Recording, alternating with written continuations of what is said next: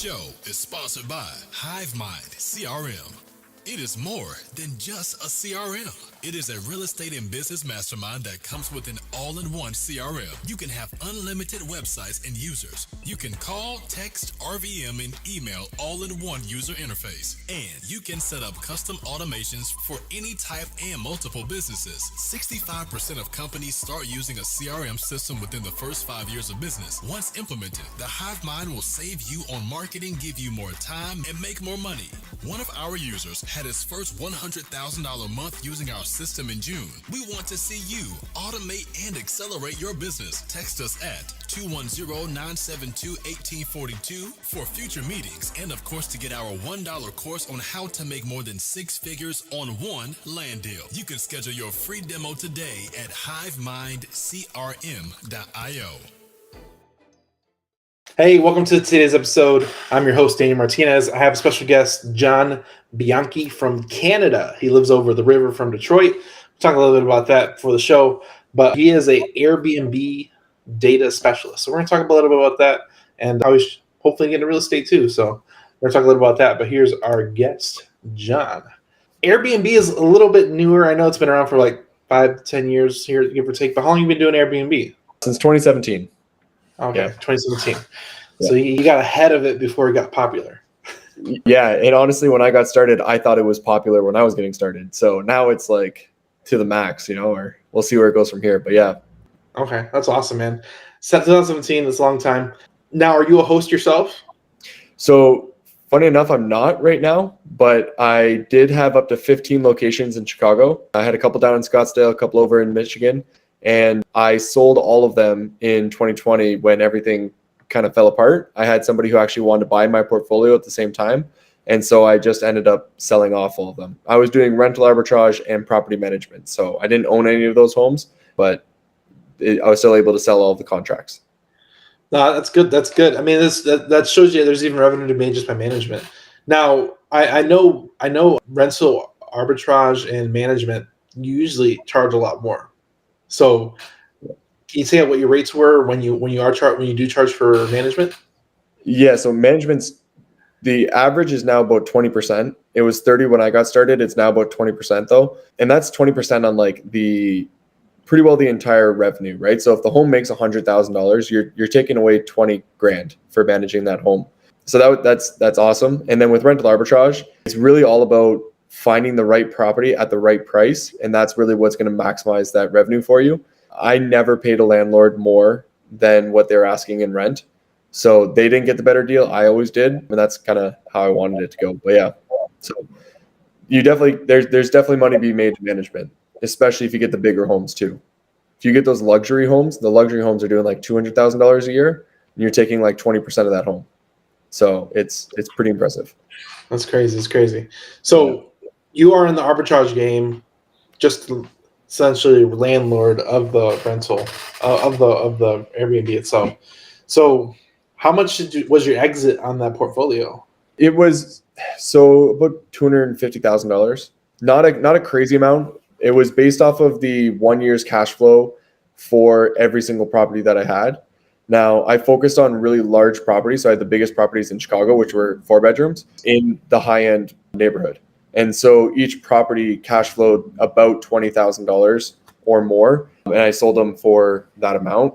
And then, however, with that being said, there's some people's businesses who have they're getting multiple effects when they're looking to sell. But I also know of a company named Vacasa, which is like the largest management company that buys home for $1,500 a contract. So I sold mine for 20 grand. They were selling them for 1,500. So it varies a lot. Let's just put it that way. And I'm happy with what I got. It's not a bad win. What I hear is that you made $250,000 on stuff you didn't own. That's what I hear. Yeah, just on paperwork. Just on paperwork. And a lot of people don't understand how much the paperwork's worth, but paperwork's worth $250,000 potentially. Yeah, exactly. Contract, right? Yeah. If you get enough paperwork, you can make it worth your while. Yeah, exactly. Get the good operations behind it, get a good brand behind it. That paperwork becomes even more valuable. So yeah. So were you strictly on Airbnb? Because what I'm hearing now is a lot of people at Airbnb, they're kind of diversifying their rentals across multiple platforms, including even building their own. Were you in that as well, trying to collect your own client database and sell to your own clients directly? I actually never did that, and during the time when I was doing it, it really wasn't a thing. There's definitely better softwares out there nowadays that allow for that. There's better marketing as well. If I were to be doing it nowadays, then like without a doubt, I'd be trying to do that. VRBO is really difficult to use, and if you really understand Airbnb like extremely well, you don't need another platform in some markets, right? In some markets, VRBO dominates, but it's rare. And then another sort of issue that I have with direct bookings is repeat business. So I don't like repeat business because you have to give the same price usually from the year prior to the same people. And if they come back for 10 years straight, you start losing profits. And so you kind of dig yourself a hole. It becomes easier, but over time you actually might start losing. And I've seen that with a lot of people that have like long-term, that have had rentals for a really long time, right? So, but yeah, that's my take on that. Repeat business. I never thought about that, but that would be a downfall. You have to fight the uphill battle of like, hey, those are last year's rates. Yeah. Yeah. And think about all the inflation that's happened this year, right? With the amount of inflation, like, if you paid $5,000 last year, you're paying $7,500 this year, right? And like, that's not an exact science or a perfect number, but the idea of like you're paying quite a bit more this year, and to have to go back to somebody who's been like a loyal customer to you and say like, I need you to pay this amount or you can't book. I mean, it hurts the reputation, right? That you're trying to build with your clientele. So you're better off getting new customers. Yeah. That don't question the rates, because exactly. when they look at the rates, they're looking at comparables.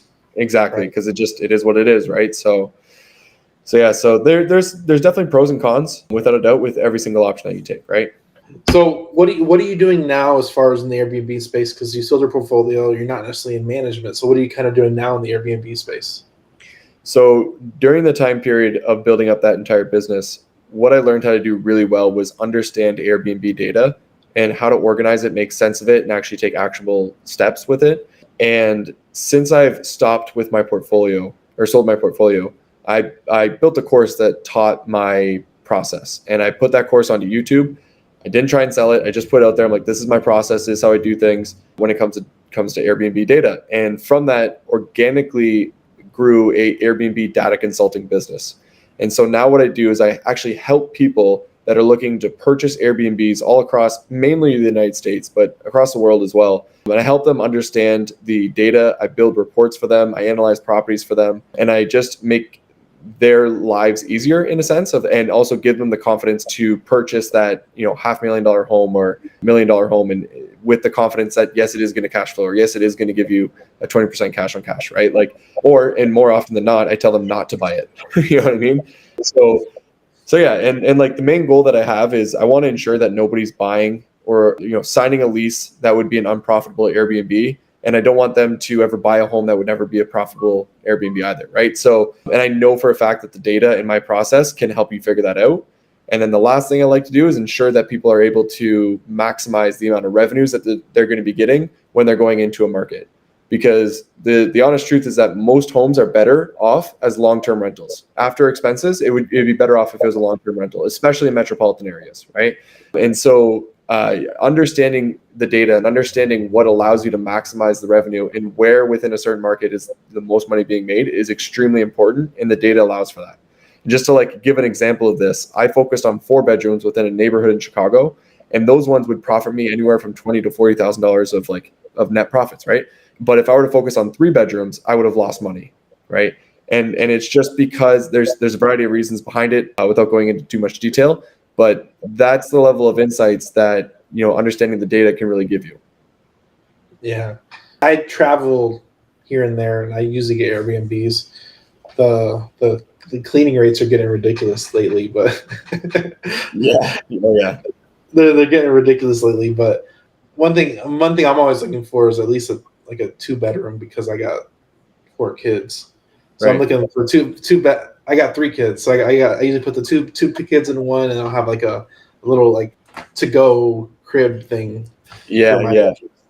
So I only need a 2-bedroom, but coming forward as my youngest gets older, I'll need a 3-bedroom at minimum. So I guess knowing the numbers where people travel a lot and peak seasons and all that good stuff.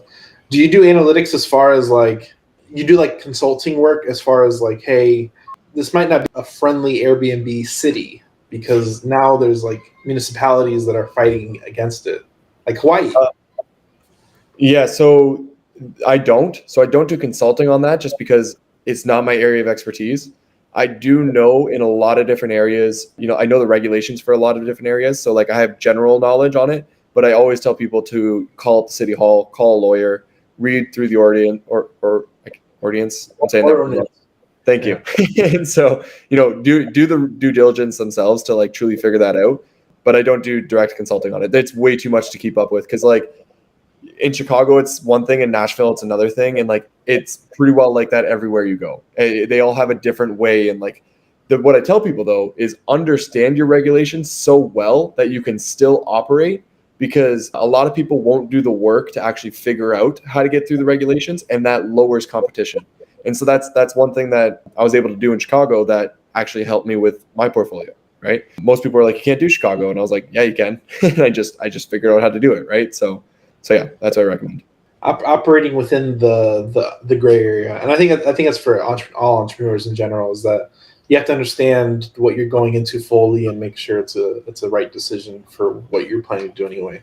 Yeah. And if you do the work, and other people don't, that's where you win and they don't. That's where you win. Exactly. Yep. I always do say regulation first, data second, right? If you can get those two figured out, everything else is easily figured out. Operations and design and whatnot. So I know there's technology to understand the data. Like I said, I don't own any Airbnbs at this moment, and I've heard of like AirDNA and all these. I'm sure there's other services out there that can help you understand the data. And I remember I was trying to do arbitrage like 2 years ago, back before it was like 2019, might have been 3 years ago. It was like 2019, and I remember looking at like AirDNA, looking at like comps for like townhomes in Atlanta, because that's where I lived at the time. And I was trying to get a guy. He had like five units inside one building. So I was trying to work out. Yeah, I was trying to get it arbitrage. And he don't want to sign the long-term contract because they're already furnished too, which is like my one thing I was trying to get, because like they're already furnished. He was already used to short-term rentals. He just didn't do Airbnb at all, and I was just trying to negotiate that. Interesting. So how has it changed since then? Because that's the last time I did it. AirDNA was. Oh yeah, so AirDNA definitely still the leader in the data industry. There's a variety of other ones, but it's not worth getting into it. AirDNA is like they're the place to go. The reason why I have a data consulting business is because AirDNA's data is not displayed well, and they have a ton of bad data. So the issue with their data is that they have these dashboards where you can kind of like hover over properties and see how much they're making, right? But the whole thing about data is you're trying to find a trend. You're trying to find some sort of consistency, some sort of pattern, right? I always refer to it as the Burger King logic. McDonald's spends millions of dollars to figure out what corner to be on. Burger King opens up across the street, right? And so you have all this data to figure out where you should be going, like where's making money, where's not making money, but you can't find the pattern because it's so scattered. And so what I have is a software that allows me to extract that data and then organize it in a way that you can sort it by neighborhoods and unit sizes. And then you can organize it by who's making the most or who's making the least. And you can see these patterns and trends, and you can see homes that are, making 150,000 and then other homes that are making 50,000, and they're both 4 bedrooms in the exact same market, right? But so I teach this process of trying to fully understand like what allows a home to make 150 in comparison to 50,000, so that when you're actually going to get that property, you're not picking up a property that would only make 50,000 thinking it's going to make 150,000. And those aren't made up numbers. I literally was just going through a report before we got on this call. So I interviewed an Airbnb person out of Jacksonville. He did like $3 million in revenue last year out of one market. Market. So he really understood his market. So that's one of the things was knowing your numbers. He said that having a pool is like a huge like revenue booster, like 30% or something like that. Yeah. So want to know a fun little fact and a sad story? So pool heaters in some places make a world of a difference. So I was in Scottsdale, Arizona. I did all the research in Scottsdale, Arizona. This was like when I was like still learning the process of understanding it. I picked up 2 homes. Rent was like $4,000 a month on each. And I was expecting them to make, I believe it was $100,000 or around that amount. And they both had pools because everything said you need to have a pool. Both homes I picked up did not have a pool heater. And both of the homes lost about $20,000, $30,000 less than what I was expecting them to actually make, simply because they didn't have a pool heater. And I didn't realize that until I was in the market long enough and actually understood like what was truly driving the revenue there. And the reason was because Arizona, yes, it has like this crazy hot time of the year, but then the rest of the time it's just kind of like chill, right? And so you need that heater to expand your peak season further than just the 3 months. And I didn't have it on either. And so both of those properties I lost like tons of money. Would it have been worth it to install the pool heater yourself? No, it wouldn't have been worth it. It would have been better just to pick up and go to another property that had a pool heater and call it a day, but yeah, so sad story, but honestly, like the tiniest little details really matter. So even in Chicago, I focus on 4 bedrooms, and I wouldn't pick up a 4-bedroom if it didn't have a dining room. And the reason was because when you have 4 bedrooms, you're hosting 12 people at a time. And if there's no dining room, there's not enough common area. And that actually it makes people not book your home, which makes you have to lower your nightly rate to actually get people to book it. And you end up making not the right amount. So yeah, so like that's another big one as well. So I guess this goes back into the data too, because then you can see like what your high performers are and what are they doing differently, even at the same size. You can kind of figure out like, hey, these ones. It's like I've seen like people they'll do like other artists come in and paint some mural on one of these vacant walls, and just that's one of their driving factors is what they get. Or you get like these one-off destinations where they make but that has nothing to do with you. You're looking for regular base homes that you can kind of upscale or are already profitable in their own way. That comes with all the things you need it to come with. So that's where like the data is the best, right? Because there's a lot of those types of homes, and so you can find that pattern and that consistency. Those special, unique, like one-off amazing homes, those are the ones that are fun to look at and see how much revenue they're making. And like personally, like I'm looking for that unique home, that like one-off type home. And so I'm trying to understand the data from those homes, how much of a difference they're actually making in revenue, and figuring out how to make that type of revenue as well, right? So you can get it from both for sure. Yeah, Airbnb is crazy. I watched. He was not one of my clients, but somebody I watched on social media. He had one house in California that brought in like $300,000 2020. Even through the pandemic, brought in like $300,000. Yep, I see homes that I think the highest I've seen is 900,000 in a year. But we're talking like massive homes, right? Like, and luxury. Like luxury is its own thing. I still haven't stepped into luxury just yet. I really want to get into that playing field, but it's a whole other ball game, and you can make a crazy amount with luxury and big homes. Yeah, I think we're actually going on family vacation in the end of this month, and we got an Airbnb for like my family, my brother's family, my brother's family, and my mom. So it's like 30 people. So we got like a huge something. I'm excited to see it, but I know it's huge. It's supposed to sleep like 30 people or something. Where are you going? Yellowstone. Oh, that's awesome. That's gonna be sweet. So we got like a big cabin. I don't even know how big it is, but I'm excited to see it because it was an Airbnb. I don't know how much they paid for it, but it's gonna be, that would be in the 1,000 to 2,000 for sure per night. Like it's got to be, right? Because that size home, it's just, you don't rent it out for anything less. Those ones. So I also work for Superhost Labs, which is a short-term rental investment company, and I'm the data analyst for them, right? And we're looking into these like 10 bedrooms that can sleep 20, 25 people, and it's crazy to think like how much we can actually make per property, but we still have to get at the right purchase price, right? So we still have, like, we're looking at them and we know they're going to make $250,000 a year. We know that, right? Or more. However, they're still too expensive because they're 10 bedrooms. They're so unique. So they think they can just like ask whatever for it. Right. But so those ones are the fun ones without a doubt. So are the company you work for, are you buying Airbnb producing properties, or are you just buying properties and turning them into Airbnb producing properties? Mainly turning them into Airbnb producing properties. Okay. Because one thing I've seen, and it's nuts, and not it doesn't make sense to me, but because I'm not actually buying those, but people are actually going to the retail marketplace and selling their Airbnb cap rate over. It It, doesn't even make sense price no, on the it open doesn't make market. so.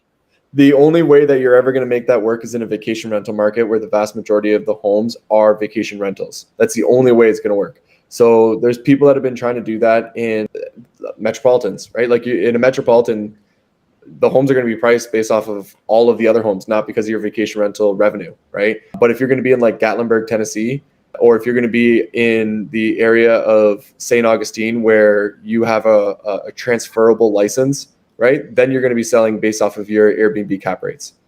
And that's where like there's beautiful returns, especially if you get in before the regulation was put in place and you got this license that's transferable to somebody else. You know what I mean? And you bought your home based off of just like long-term rental rates or just like a regular short-term single family home. And now you're selling it based off of like these Airbnb revenues, right? Like it's just, that's sort of the dream, but some people got lucky with that, and you don't really want to bank on that though, right? You don't want to be trying to like figure out where they're going to change the regulation and hope for the best. Yeah, like I said, I've been seeing that lately, and I'm like, you guys are retarded. Like, oh, it brings in such amount of money. I'm like, there's too many open variables, and what if Airbnb gets bought out or goes bankrupt or something? I don't know. Yeah. There's too much risk involved when people are trying to sell their $200,000 property for $500,000 because of cap rates that it brings on Airbnb. Yeah, no, completely agree. And the thing is like they could be right. You know what I mean? They could actually be bringing that amount of money in, but like it's not going to happen. It's not going to happen in a lot of markets. So, and it's sad though, because like some people, I've talked to quite a few people, and they'll mention that, and I'm like, list a property in a regular neighborhood against all the other comps that aren't Airbnbs, and try and sell your home for 40% more than everybody else. Like, what do you mean? How do you think that's even going to be possible? Right? They're just going to buy the house next door that looks very similar to yours and turn it into an Airbnb, right? Like, why wouldn't they? So, I mean, anyways. And then it goes down to like your property is not unique. True. You know, Yeah. like, and that's the perfect example. You just buy the neighbor's house and do the exact same thing. Exact same thing. Crazy. Yeah. People are crazy, and it doesn't make sense. But you can't talk the crazy out of them. No, you really can't. You got to let crazy be crazy and just do your thing, right? So what's a way people can maximize Airbnb rental revenue? So it's going to depend on the market. It's definitely like a market by market thing. And I can't just say like, hey, if you're going here, do this, right? Now, it's really about the amenities. So you really want to add a ton of amenities, but you have to be strategic about what the amenities are, right? So if you're going into cottage area, you want to okay, here's a better example. Sorry. If you're going into like Phoenix, Scottsdale, that kind of area. So I have experience there, so I can talk about it, right? You have to make your backyard into an oasis. It has to be like, I'm serious. It literally has to be like, the way I always thought about it was when you go to an all-inclusive resort, you don't leave the resort because they got everything for you in the backyard, right? So that's what I wanted to do with my homes in Scottsdale. I wanted to make it like, you don't need to leave. You can just chill here and go for dinner and then come back and kick in the backyard, right? And so the people who are really winning are the people who have created this like literally all-inclusive resort backyard that people don't have to leave from. And it just gives all the games, all the entertainment. They can just like nonstop be back there and have a good time and just feel like they're doing great. Now that's Scottsdale, right? So that's what people are doing in Scottsdale. If you're trying to figure that out for your market or whatever you're going to be, what you have to do is you literally have to open up every single top performing property. You have to go through them, see what they have, and start making a list. I quite literally make lists all day of like, they have a large backyard, they have a fireplace, they have a lounge chair. And it's not like, one property has it, 8 properties have it, right? And these are the 8 properties that are doing really well. And then what I also do is I make lists of what the people who are underperforming, what they have, what they don't have, right? And so I'm getting an understanding of like, okay, these are the things that have to be driving revenue because these homes are making double the amount of the other ones, right? And then you have to factor in things like bad hosts and luxury and stuff like that. But if you can sort through it well enough, you start to understand, if I have a hot tub, I quite literally will make X amount more. If I have a dining room, I'll make more. If I have a heat pump, I'll make X amount more, right? In like really condensed metropolitan areas, an extra bathroom tends to make you $20,000 more. So 2-bedroom, 1-bath compared to a 2-bedroom, 2-bath in downtown Chicago, $20,000 more. Like it's really competitive areas make that happen. Yeah. I'm really going to mention this because, like I said, I use my personal experience on this one. So Yeah. my wife does my booking. She's like, I'm gonna choose this place because it already has a crib. I'm like, okay. Yeah. Yeah. But you might be paying a premium that would be the same amount as buying a crib. You know what I mean? Or something like that. Like, but it's the convenience of it, right? And it's actually, so I love that you mentioned that because, like I let my girlfriend book out the Airbnbs that we're going to as well, right? And that tends to be the case, right? Like the women like to book the Airbnbs and like guys don't really care. And they're like, where am I going? Right? Not going to generalize. I'm not saying everybody does that. I'm just saying it's the most common one, right? And so what I used to do is use color psychology. So I would paint my homes in the colors that attracted the women that wanted, so that they would want my home over another home because they liked it more than others, right? So like the light blue was the color that I wanted to pull people in. And it's just like, that's the strategies that you got to do to win nowadays, right? Like, and it works. So, and like everybody, you have to gain the female gaze because they're the ones booking, not us. They're the one. I literally every time I put together a home, designed a home, thought about the title, I was just thinking like, what would pull in the woman who is going to be booking this? You know what I mean? The mom who's booking this for their family. Like, what is she thinking about? What does she care about? Right? She cares about the crib that's already there, right? Yeah. It was funny to me because like me, I didn't care. I wasn't even thinking about the baby. I'm like, yeah, that's why I had to put myself in the mindset of a woman because I wouldn't think of that either, right? It'd be like, it's all those little details. So yeah, little details, man. What is a good cap rate for everybody who doesn't know about cap rates for Airbnbs? What's a good cap rate that is good for Airbnb? So I don't use cap rate actually because kind of how we talked about, right? Like you can't sell based off of cap rate for the most part. So the way that I like to go about it is I use a 20% rule. If the revenue that I'm expecting to make is 20% of the purchase price, I know it's going to be a really good buy. Anything above that is great. 15% is like my bare minimum, right? So if I'm buying $1 million home, it has to make $200,000 a year. And if it's like maybe closer to 150 with the potential of doing 200, then we'll but that's the kind of like rule without having to go deep into it works really well with Airbnbs. You can get rid of a lot of properties that way. Yeah, it's rental cap rates for regular rentals. People are looking for like 15% is like amazing. But I mean, it sounds like you're gonna get a rate of return no matter what. What's your expenses? And that's a different thing too because your rentals for a rental is going to be less than your rentals with the Airbnb property. So what's your percentage of profit per se? Because I know you have to do it. You have cleaning fees. You might have extra amenities you offer, stuff like that. So what's your actual profit on a regular like revenue for a house?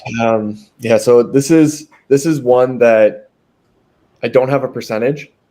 And the reason being is because I used to focus on just how much cash flow how much net profit did I think I could make from that. Right. And it would depend on different locations. So I would, as an example, so like 4 bedrooms in a certain spot, I would want to make $20,000 of cash flow. And that would work out to be about 20%. Right. But there was other times where I'd look for 2 bedrooms in a certain area and I was still trying to make that $20,000 and it would work out to be like 30 or 40%. Right. And that's just because in, one area I had just in the 4 bedrooms, I was spending way more on rent than I was for the 2 bedrooms. And my expenses were also larger because it was a larger space with more people. Right. And so, like, I guess what you want to make at least, 15% like minimum on your cash on cash that you're putting in there. I think that's like a great bare minimum. And it's tough to answer that as well, because if I was in Chicago, to clean a 4 bedroom costs $120, $125 to clean that 4 bedroom. But in Scottsdale, it costs $250 to clean the exact same sized home, right? And so your expenses change quite a bit, and you have to keep that in mind as well. Right. And like you have to factor that in. So I guess what I'm trying to say is like the 20% rule definitely helps, but try to get like a 15% cash on cash minimum and you'll be sitting pretty. You're supposed to say it depends. It depends. Okay. That's a good, I'll keep that in mind for next time. It depends. It depends because, like I said, people want like straight answers, but like, no. It depends. I know everyone, like I honestly, people give me shit all the time. They're like, can you just give me a quicker answer? And I'm like, no, because you can't get a quicker answer out of that. Like you know what I mean? It literally depends. So yeah, I'm going to use that now. It depends. Yeah. It depends. What are you talking about? B to C, A to F. Yeah. Give me an exact property. Give me an exact area. Even the exact area won't matter. You know what I mean? Like, because there's a lot of variables within different unit sizes. So and this is a great point too, because you can't really give like definitive. You got to do like ranges. Like, hey, this is the high end. This is the low end. You're going to be somewhere in here in the sandwich of if you do this, this, and this. Exactly. So the way I like to do this is like something I say I'm 100% confident that we're going to make 100,000, but I am 75% confident that we could potentially get to 125,000 if we do X, Y, Z, right? I'm 100% confident we're going to make 100,000, but like worst case scenario, if we made 80, we're still good, right? But you don't want to say I'm going to make 80 when really you're going to make 100 because you're going to miss out on properties that would have still penciled, right? Yeah, gotcha. So let me ask you this: is it how easy or difficult is it finding cleaners in different markets virtually? It depends. So you're learning. Is there like tools or resources you can go to that you can find cleaners in every market? Yeah. So like personally, I've never really had an issue with this. I've heard of other people that have. I actually had my own Airbnb cleaning company as well. So we cleaned all of the homes, and that's honestly like if you're looking to get into Airbnb and if you want to do it on a large scale and if you want to do management or rental arbitrage, you can literally double your profits just by owning the cleaners and manage it and like controlling all of that. We never really had issues. We had to work to find the cleaners for our company, but when I didn't own the company, I mean, it wasn't really difficult. I reached out to a bunch of different people, interviewed the different companies, and tried to find one that worked. When I first started off in Chicago, like Airbnb in Chicago wasn't a thing really. So there wasn't a lot of Airbnb cleaning companies. And so I had to have a weekly meeting with the cleaning company that I chose to create SOPs to get the homes cleaned within the certain time frame and done properly. And then it was honestly like through creating all of that for them that I was just like, why am I paying you? I'm like, I'll just do it myself. So anyways, it depends, but generally like you can definitely find a good cleaning company. The more remote you get, the harder it's going to become. If you are looking for just an individual cleaner, look for a mom who's a stay-at-home mom that's looking for something to do while their kids are gone away to school. That's the best recommendation there. So let's talk about, you kind of overstepped this, but I'm going to dig in a little bit deeper. Doubling your profits by starting a cleaning company. What? Yeah. Yeah. So it's super overlooked, but cleanings, there's beautiful margins on cleanings. Like there really is. It's like 50% profit margins, right? Because you're just mainly paying for labor. You know, the bigger you get, the more you scale, like you're going to be cutting into your profits. But I was paying my cleaners $15 an hour in Chicago, which was way above minimum wage for the time. And, you know, they were getting bonused out as well. And that worked out to be about $60 per turnover that I was paying just to the cleaner, right? And then I had, you know, some additional like cleaning supplies, expenses and whatnot that was mixed in there as well. Another $15 per clean, maybe. Like that's even overestimating it. But I was paying $125 per clean, and I cut that down to $75, which means I'm essentially putting $75 into my pocket on every single turnover. And there's about, you know, 6 to 10 turnovers every single month. So you're looking at an additional somewhere around like $600 to $1,000, $500 to $750 a month that you're making per home, right? Additionally per month. And when you're doing management, generally like it's not a perfect double unless you're talking about like a 1-bedroom or a 2-bedroom. For mine, I had like 4 bedrooms. So, you know, my management fees was 20% and the homes were making like $80,000 I was taking 20% of 80,000, right? Which works out to like $17,000 or $18,000. $18,000. Yeah. 16, yes. So, with the cleaning, I was ending up making like almost $10,000 a year additionally off of that. And my management contract was 16,000, right? So it's not an exact double, but an extra $10,000 in your pocket. I know the numbers I gave, it's not, it's gonna vary per property, but yeah, say 500 to 800 a month per property. You're not going wrong. It's a little bit more work, naturally. But what I actually did, was I hired somebody to run the cleaning company and the management company, paid her through the cleaning profits. So all the profits that came through the cleaning company that I just like opened up by doing that was able to pay her. And she also ran my day-to-day of the actual Airbnb company as well. Took care of all the maintenance, taking care of the she took over the cleanings, which allowed her to take over the maintenance. She took over the guest communication. She took over everything. And I was able to give her a good salary because I was paying her from the profits of the cleaning company. So, yeah, which gave me so much free time and then allowed me to find more properties, right? So, total win-win. No, that's good. It's a good little tidbit because, I mean, 500, 700 a month, that adds up pretty quick per property. Like I said, that's most people's rent profits they get per property on a regular rental unit, and Exactly. that's actually less because most people get like 300 to 500, and you're at the 500 to 800 per unit. It really adds up just by running a cleaning company. No, that was a good little tidbit. I really want to dig into that one because, I mean, that's just something you're overlooking and overstepping by not doing it. On my YouTube channel, if anyone wanted to find me on YouTube, it's just John Bianchi. If you look up Airbnb data, actually it'd be a significantly easier way to find me. But I interviewed a guy who has a cleaning company that does $1 million a year in revenue. And he's from Chicago, great guy. He cleaned some of my properties. We talk all the time. And like, I was like, man, I got to get you on my channel. Like nobody knows about Airbnb cleaning and like the amount of profits you can make from it. And so he got on and he explained his whole business. He explained how he does things and explained how much money he's making. He doesn't manage any properties. He doesn't have a single property that he takes care of. He just cleans Airbnb properties. That's it. So it is a business that you really wouldn't think of, but it exists. It exists. That's the beauty of when opportunity is created. There's so many things that follow it. In general. Yeah. Which is huge. Cool. That's cool, man. What is a quote that is yours or somebody else's that you resonate with? This has nothing to do with what we're talking about, but the first thing that popped in my head is "This too will pass." I can't remember who it's from, but I've recently been hearing it quite a bit from like multiple sources. So, it sounds like Lord of the Rings. Yeah. It's more of a quote that is a reminder that everything that's good and everything that's great will eventually pass. You know what I mean? So this too shall pass. So if you're ever going through a tough time, like this too shall pass.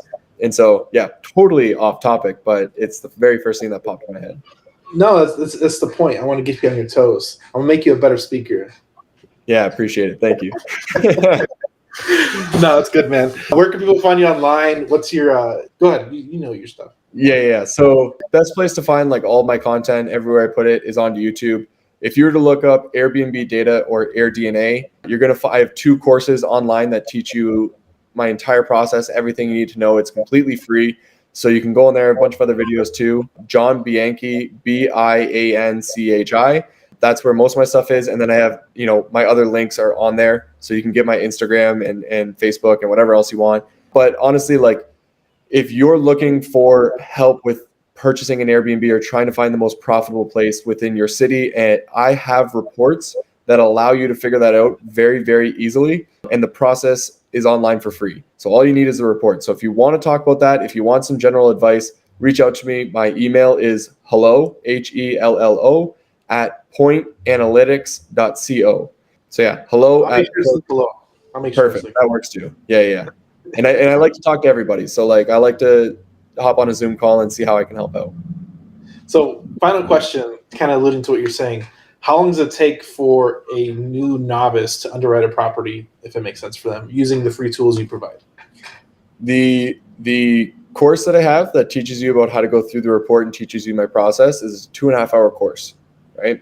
It's what I call a little mini course. And that you can put it on double speed because the way I speak, you can put on double speed and still understand everything. So you can get through it in an hour and a half. Then with that knowledge, you can start going through the data, and like depending on the size of the market, you can figure out how profitable a place is or underrated place in quite literally like an hour to 3 hours, right? So within one day or half a day, you can know where the most profitable place is within anywhere you're looking to go. For myself, like I can figure it out in about a half an hour, right? Easily. And then I find the next place and the next place and the next place. And so, yeah, like it's pretty awesome, right? I go into Phoenix, Arizona, and within like a half an hour, I know where I can make a huge return based off of the properties that exist there. The reason why I asked is because people like, oh, it's going to take me a week. Like, oh yeah, no. I mean, like, it depends on how many places you're going to look into, but most people are just looking into one place, right? And you figure out that one place, and you can figure it out fairly quickly, and then from any time after that is just bonus, right? You're kind of learning it a little bit better. So yeah, gotcha. All right, man, go check it out. Link will be in the bio. We'll put his email and his website and all that stuff to get a hold of him, and definitely learn how to do some research and figure out if you're getting a good deal or not. Don't miss that opportunity. Thanks for coming on. We appreciate your time. Thank you. Yeah, thanks for having me. I appreciate it. The show is sponsored by The List Guys. Do you need more leads in your local or virtual market? 1 in 10 small businesses don't invest in any kind of marketing. The List Guys have over 35 plus list types to choose from, and you can mix and match any list or criteria. We also use the skip trace list and provide up to 7 numbers and email addresses. Every list you purchase will be scrubbed against previous purchases. The List Guys are here to save you time. Contact the List Guys today at www.onelistguys.com. That's www.1listguys.com. This show is sponsored by HiveMind CRM. It is more than just a CRM. It is a real estate and business mastermind that comes with an all-in-one CRM. You can have unlimited websites and users. You can call, text, RVM, and email all in one user interface. And you can set up custom automations for any type and multiple businesses. 65% of companies start using a CRM system within the first 5 years of business. Once implemented, the HiveMind will save you on marketing, give you more time, and make more money. One of our users had his first $100,000 month using our system in June. We want to see you automate and accelerate your business. Text us at 210-972-1842 for future meetings, and of course to get our $1 course on how to make more than 6 figures on one land deal. You can schedule your free demo today at hivemindcrm.com.